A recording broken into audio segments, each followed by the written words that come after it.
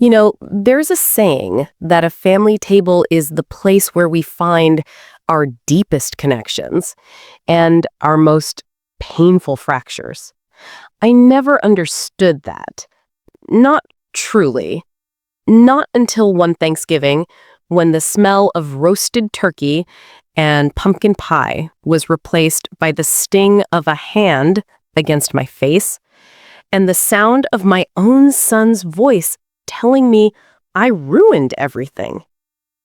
My name is Eleanor, and for most of my life, I believed my legacy was my family.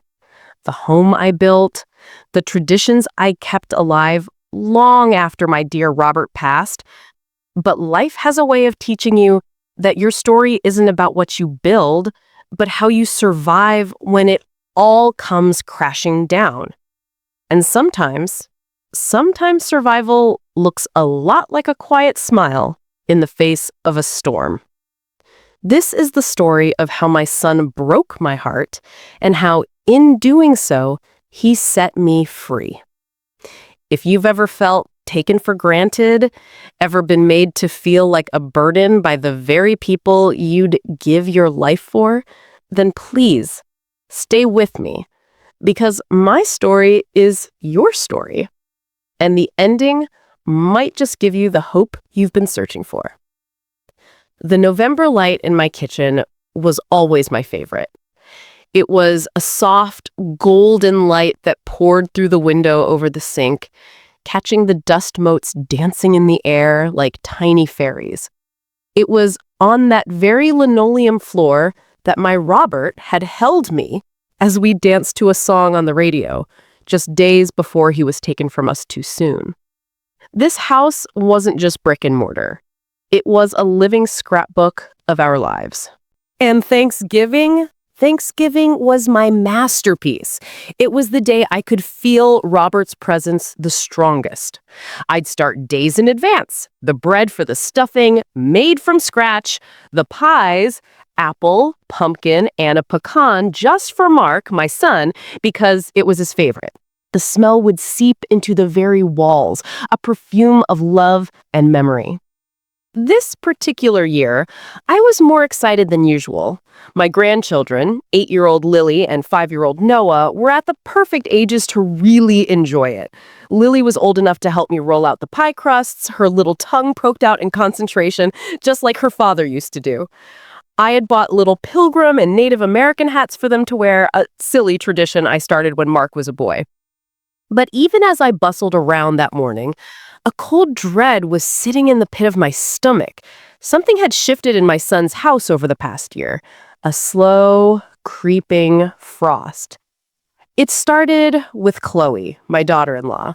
When Mark first brought her home, I thought she was lovely, sharp, ambitious, with a smile that didn't always reach her eyes, but I'd chalk that up to nerves. I welcomed her with open arms. I wasn't just gaining a daughter-in-law, I was gaining a daughter. After they married, the subtle comments began. "Oh, Eleanor, that's such a traditional way to do it about my recipes." Or, "Mark, don't you think your mother worries too much? She needs to let us live our lives." It was always delivered with a light laugh, a casual tone that made me feel like I was the one being sensitive if I took offense. I bit my tongue. 1,000 times, I bit my tongue. I did it for Mark. I did it for Lily and Noah. I told myself that blending a family takes time, that Chloe just had a different way of showing love. But the distance between Mark and me grew wider with every passing season. Our weekly phone calls became monthly check-ins. His answers became shorter. "I'm busy, Mom. Work is crazy, Mom." The man who used to call me just to tell me a funny joke he'd heard was gone, replaced by a stranger who spoke in corporate buzzwords and sighed with impatience when I asked about his life. That Thanksgiving morning, as I basted the turkey, I made a decision. I would kill them with kindness. I would be so helpful, so warm, so undeniably loving that the chill in the air would have to thaw. I arranged the relish tray perfectly. I made sure Chloe's favorite wine was chilled. I even bought her a beautiful silk scarf, a peace offering. When they arrived, the children burst through the door like sunshine. "Nana!" Lily yelled, throwing her arms around my legs. Noah was right behind her, clutching a crudely drawn picture of a turkey. "I made this for you." My heart swelled. This was why I endured it. "It's beautiful, my sweet boy," I said, kneeling down to hug him tightly. Then I looked up. Mark and Chloe were standing in the doorway. Mark gave me a quick, one-armed hug. "Hey, Mom. House smells good." Chloe offered a tight smile. "Eleanor, you've been busy." She scanned the room, her eyes lingering on a small stack of mail I had on the counter, as if judging my organizational skills. The meal preparation was a delicate dance. I'd ask Chloe if she wanted to mash the potatoes, and she'd say, "Oh, no, you have your own system. I wouldn't want to mess it up." She'd then sit at the kitchen island, scrolling through her phone, while Mark hovered near her, looking lost. I tried to engage him. "Mark, remember the year you tried to help your father carve the turkey and nearly took his finger off?" He gave a weak chuckle. "Vaguely, Mom." Chloe didn't look up from her phone. "Mark's a vice president now, Eleanor. He's more skilled with a spreadsheet than a carving knife." The words were like a door slamming shut. My memories, our shared history, were being reduced to childish anecdotes, irrelevant to the important people they had become. We sat down to eat. The table was beautiful, if I do say so myself. Robert's old china, the good silverware we only used on holidays, a centerpiece of autumn leaves and pumpkins Lily and I had made. For a few brief moments, it felt like old times. The children were chattering, and the food was warm and comforting. I looked at my son, really looked at him. He had lines on his face I didn't remember seeing before. He looked tired. My mother's heart ached for him. "This is all so delicious, Nana," Lily said, her mouth full of stuffing. "Thank you, sweetheart." I reached over and squeezed her hand. And then, as I passed the green bean casserole to Chloe, she cleared her throat. It was a small, deliberate sound. "So, we have some exciting news," she said, placing her fork down neatly. She looked at Mark, a silent command passing between them. Mark shifted in his seat. "Yeah, Mom, we've been planning something for a while now." My smile felt frozen on my face. "Oh, what is it?" Chloe took over, her voice bright and rehearsed. "Well, as you know, Mark's been doing incredibly well at the firm. His potential is immense, but to really seize the opportunities, we need to be where the action is." A cold trickle of fear started down my spine. "What do you mean?" "We're moving, Mom," Mark said, not meeting my eyes. "To California, Silicon Valley. The company is transferring me. It's a huge promotion, a life-changing one." The world seemed to slow down. The clinking of forks faded. "California?" I whispered. "But when? Why didn't you tell me?" "We're telling you now," Chloe said smoothly. "It all happened very fast. We've already put a deposit on a house. The kids will start at a new school after the winter break. It's a fresh start for all of us." A fresh start. The words felt like a knife. What was I? The old thing that needed to be started from? I looked at Mark, my voice trembling despite my best efforts. "Mark, honey, how will I see the children? How will I be a part of their lives?" It was Chloe who answered. Her voice was colder now, the fake brightness gone. Maybe some distance will be good for everyone, Eleanor.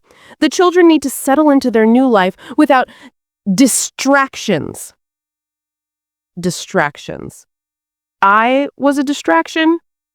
I felt the hot press of tears behind my eyes. I looked at my son, my little boy. I was searching for any sign of the child who used to crawl into my bed during a thunderstorm, the young man who had cried on my shoulder when his father died. "Mark?" I said, my voice breaking on his name. Is this what you want?" He finally looked at me and his eyes were empty. "It's for the best, Mom. It's a great opportunity." In that moment, the golden light in the room died. The masterpiece of my Thanksgiving was a ruined canvas. The family I thought I was holding together had already packed its bags and was ready to leave me behind. The rest of the meal passed in a blur. I moved food around my plate, my appetite gone. The laughter from the children felt like a mockery. Chloe chattered on about the new house, the California weather, the amazing schools, painting a picture of a perfect future from which I was conspicuously absent. I felt like a ghost at my own table. I kept seeing Mark as a little boy sitting in that very chair, his face smeared with cranberry sauce, telling me this was the best dinner ever. Now he was a man who couldn't even look me in the eye as he planned his escape from me. After dessert, pies that now tasted like ash in my mouth, Chloe shooed the children into the living room to watch the parade on television. She began clearing plates with a brisk, efficient energy that felt aggressive.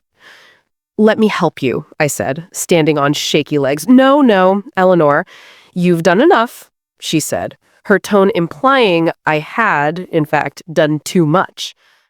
I needed air. I needed to talk to my son, alone. "Mark," I said quietly, touching his arm, "can we talk in the hallway?" He glanced at Chloe, who gave a barely perceptible nod. He followed me out of the dining room and into the quiet of the front hallway, away from the noise of the television. The hallway was lined with family photos.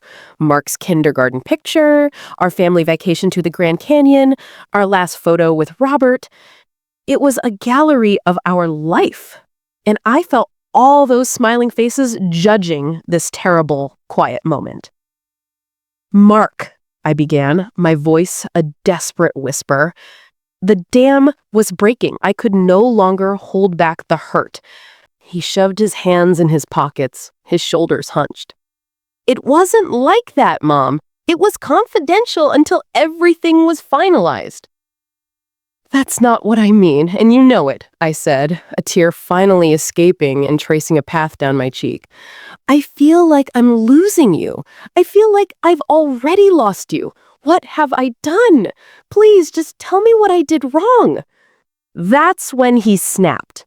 It was like a switch had been flipped. All the quiet tension of the day, of the past few years, erupted out of him.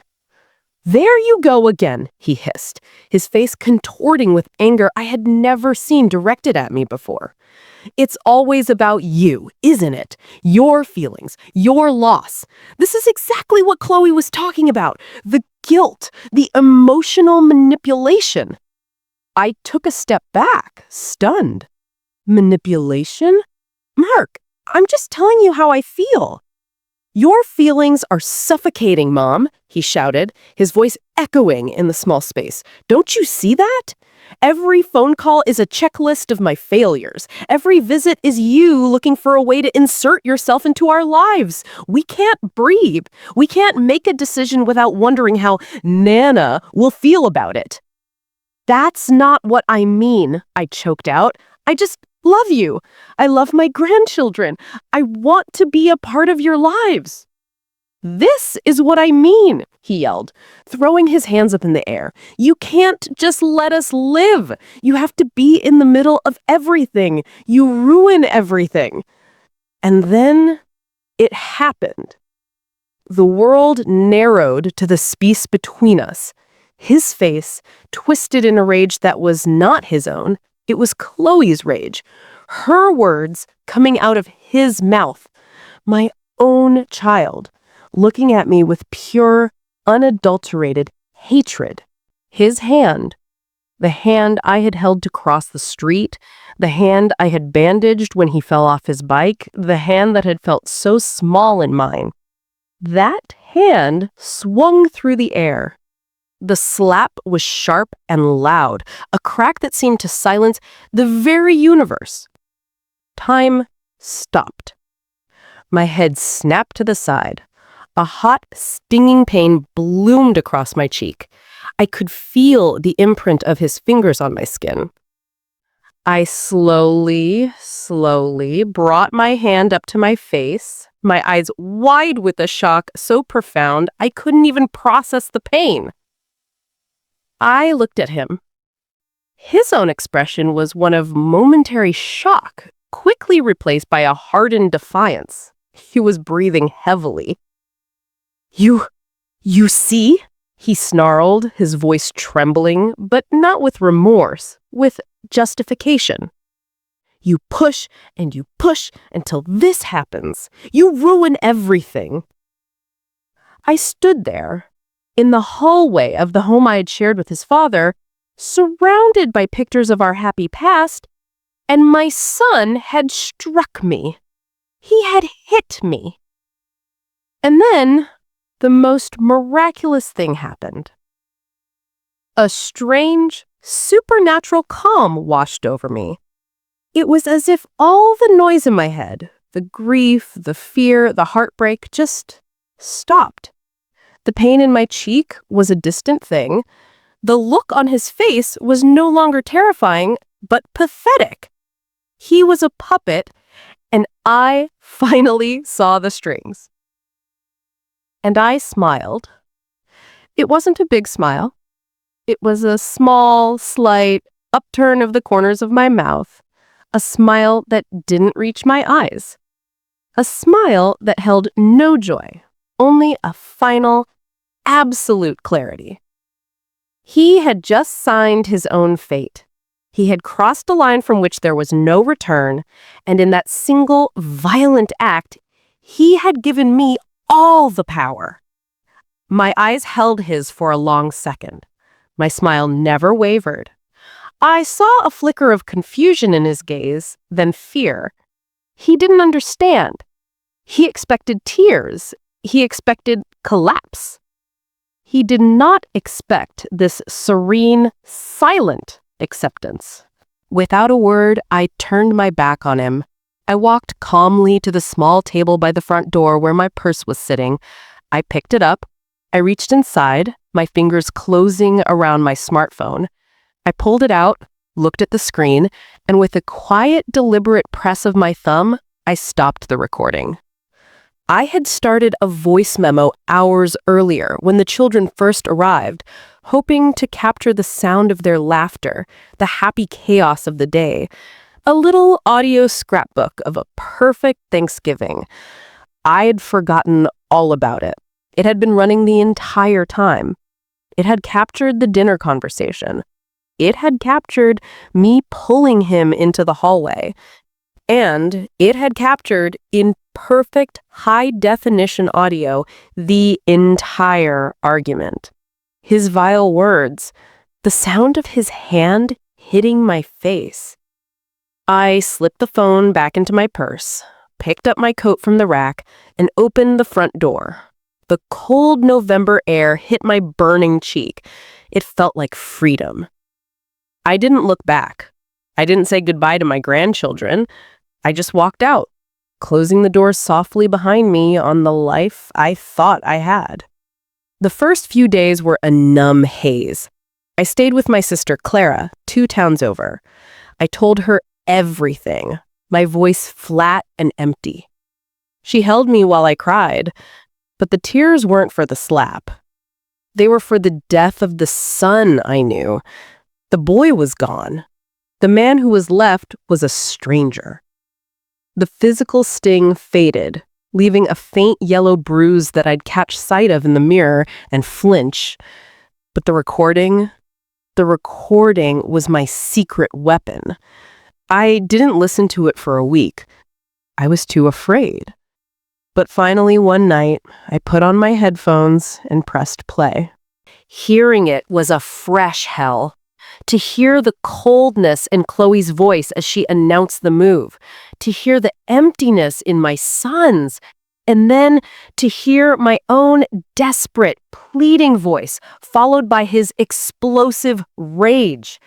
And then the crack, the unmistakable, sickening sound of the slap, followed by my silence, and his final, cruel proclamation, "You ruin everything." I sat in the dark, trembling. But this time, the trembling wasn't from fear or sadness. It was from a cold, solidifying resolve.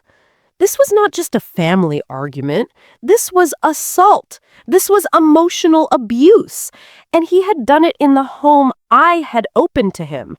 He had violated the last sacred space I had. My revenge would not be screaming. It would not be a scene. It would be quiet, legal, and absolute. The next morning, I went to the police station. I sat down with a kind-faced officer and played the recording for him. I saw his expression shift from polite attention to grim understanding. "Ma'am," he said softly, "that's assault." I filed a report. With the audio evidence, it was an open and shut case. I was granted a temporary restraining order against my son, Mark.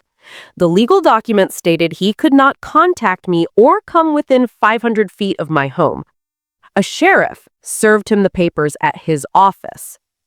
I can only imagine the shock, the humiliation. I didn't care. Next, I consulted a lawyer. Not to sue him for money. I wanted no part of his money. I wanted to understand my rights. The lawyer listened to the recording, his face a mask of professional neutrality. Hearing it was a fresh hell. To hear the coldness in Chloe's voice as she announced the move, to hear the emptiness in my son's, and then to hear my own desperate, pleading voice, followed by his explosive rage. And then the crack, the unmistakable, sickening sound of the slap, followed by my silence, and his final, cruel proclamation, "You ruin everything." I sat in the dark, trembling. But this time, the trembling wasn't from fear or sadness. It was from a cold, solidifying resolve. This was not just a family argument. This was assault. This was emotional abuse. And he had done it in the home I had opened to him. He had violated the last sacred space I had. My revenge would not be screaming. It would not be a scene. It would be quiet, legal, and absolute.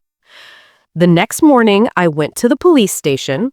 I sat down with a kind-faced officer and played the recording for him. I saw his expression shift from polite attention to grim understanding. "Ma'am," he said softly, "that's assault." I filed a report. With the audio evidence, it was an open and shut case. I was granted a temporary restraining order against my son, Mark. The legal document stated he could not contact me or come within 500 feet of my home. A sheriff served him the papers at his office. I can only imagine the shock, the humiliation. I didn't care.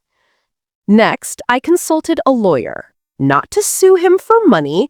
I wanted no part of his money. I wanted to understand my rights. The lawyer listened to the recording, his face a mask of professional neutrality. "This is a very clear case, Eleanor," he said. "You have him dead to rights on audio. We could pursue criminal charges, civil suit for emotional distress." I shook my head.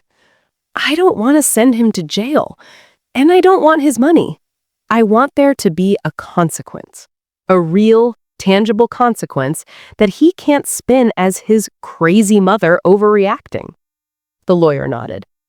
Understood. Then I took the action that would become the true engine of his downfall. Mark worked for a prestigious, old-fashioned financial firm, a place that valued family values and character almost as much as it valued profit.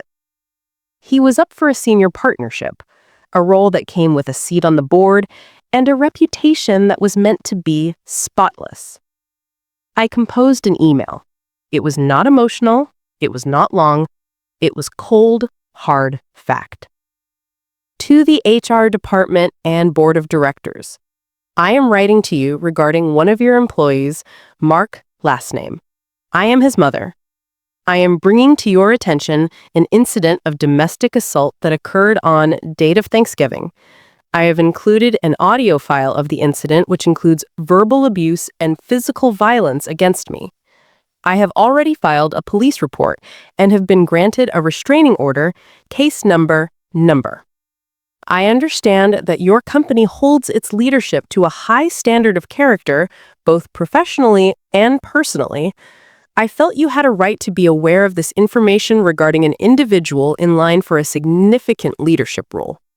Sincerely, Eleanor. I sent it. I attached the audio file, and I pressed send with a hand that was perfectly steady. I was not trying to get him fired. I was simply presenting the truth. I was allowing the consequences of his own actions to find him. I was removing the shield his wife and his career had provided him, and I was letting him stand naked in the storm he had created. That was my revenge. It was clean, it was legal, and it was merciless. In the weeks that followed, I did not wallow. I got a part-time job at a local library, a quiet, peaceful place surrounded by books. I reconnected with old friends I had neglected while pouring all my energy into my son's family. I started taking a watercolor class. I went for long walks. I began to rebuild a life that was about me, Eleanor, not just Mark's mom or Nana. The silence from my son was deafening, but it was a silence I welcomed. The restraining order was my shield. The recording was my truth. And for the first time in years, I was free. It was a rainy Tuesday afternoon, about 4 months after Thanksgiving, when my phone rang. I didn't recognize the number, but something in my gut told me to answer. Mom!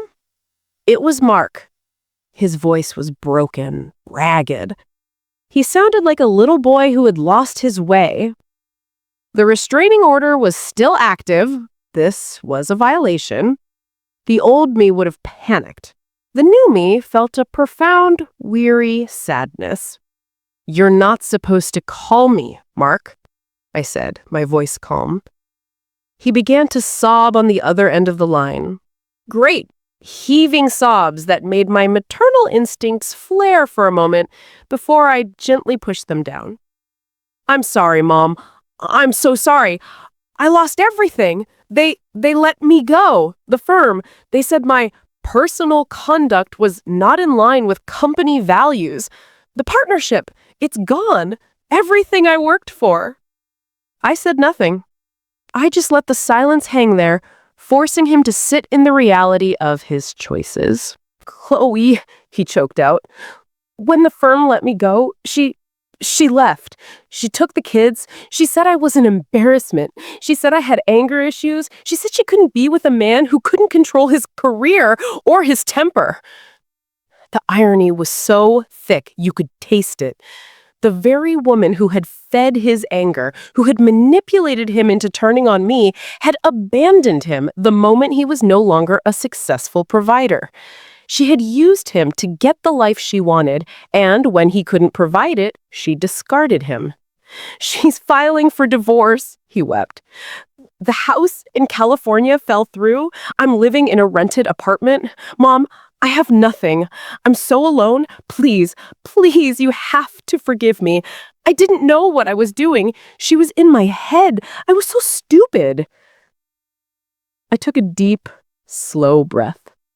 The power was entirely in my hands. I could have screamed. I could have said, "I told you so." I could have hung up.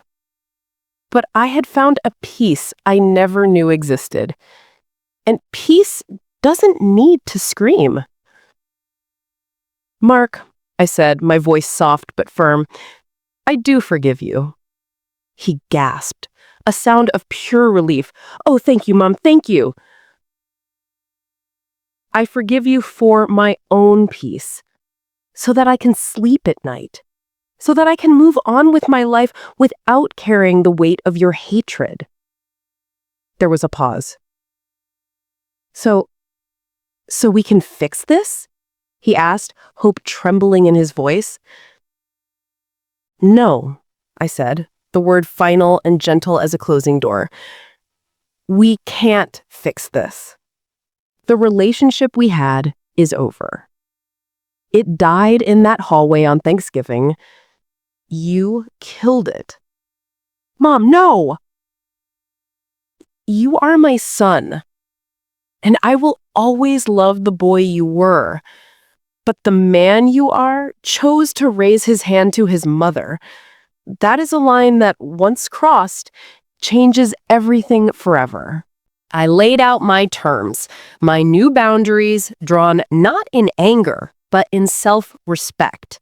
"I am willing to have a relationship with you," I said, "but it will be on my terms. It will be supervised in public places for the foreseeable future, and it will be separate from my relationship with my grandchildren. I will be pursuing grandparents' rights through the courts to ensure I can see Lily and Noah. That is for them and for me. It is not for you." He was silent, listening to the death of his old expectations. "You need to get help, Mark," I said, my tone shifting to one of genuine, detached concern. "You need therapy. You allowed yourself to be manipulated, and you unleashed violence on the one person who loved you unconditionally. That is not the man your father and I raised you to be.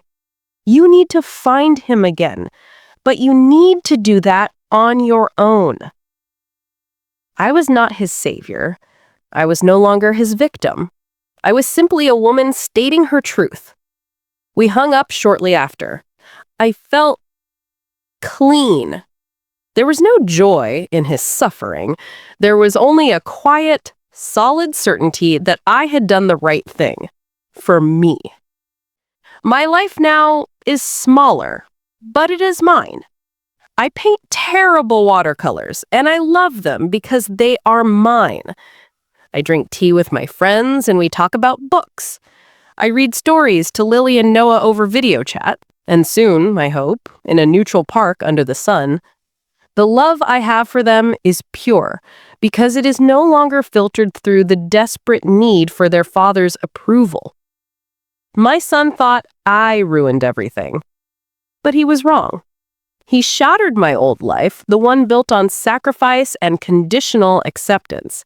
And from those broken pieces, I built something new, something strong, something that is entirely and beautifully my own. If my story has touched you, if you've ever felt that ache of being unappreciated or betrayed by family, then you understand why I had to share it. You are not alone in that pain. This channel, this community, is a place where we can share these burdens and find strength in each other. My journey to peace started with a single, painful step, and it was helped immeasurably by finding voices like yours in the comments, sharing your own stories of survival and healing. That connection is a powerful thing. So, from my heart to yours, I have a personal request. If this story resonated with you, please subscribe to the channel. By subscribing, you're not just clicking a button, you're joining a family of survivors. You're telling me and everyone else here that our stories matter, that our healing matters. You'll be the first to know when I share more from my life, and you'll help this message of dignity and hope reach others who are sitting in the dark thinking they are all alone. Let's show them they are not. And if you feel moved to, please like this video, share it with someone who needs to hear it, and leave a comment below. Tell me your story. Tell me what you're holding on to and what you're ready to let go of. This isn't just my channel, it's ours. It's a place where we rebuild together. Thank you for listening. Thank you for your kind hearts. Remember, no matter what they say or do to you, your smile can be the beginning of your freedom. God bless.